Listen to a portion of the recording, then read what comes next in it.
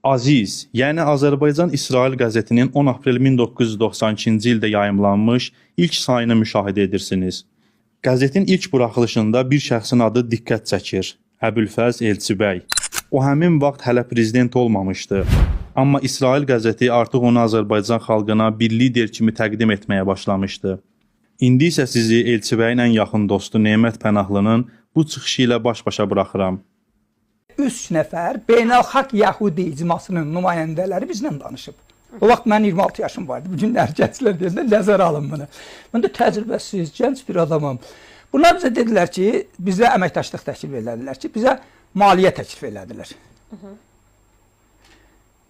Sonra dünya çapında bizim təbliğatımızı aparmağı təklif elədilər.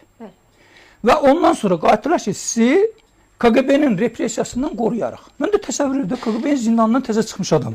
Ehtiyacımız var, havası kimi. Yox, ehtiyacımız yox, sual verdim. Təəccüb elədim ki, kimsən ki, gəlib 3 nəfər adam oturubdu muhamda, başından yekə danışırdı, mənə belə gəldi da. Dedim, başa düşürəm, sizin pulunuz var, bizə pul verəsiniz. Bunu başa düşdüm.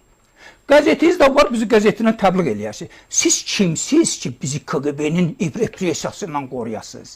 Və onda gülümsədi, təkrar mən də gənc bir adamam. Və mən oradan siyonizmin izinə düşmüşəm, biləsiniz. Nə deyirsiniz? Dedi ki, KGB-ni də idarə eləyən bizi, Massadı da idarə eləyən bizi, CIA-ını da idarə eləyən bizi, MIT-i də idarə... Bunları saydı, mən həm də bu təşkilatların adını yeni eşidirdim.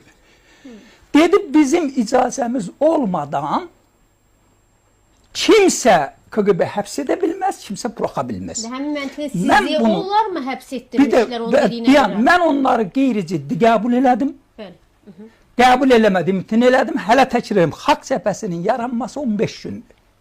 Maksimum onda da cəmiyyətdə Əbülfəz bəydə çox az bir çevrədə.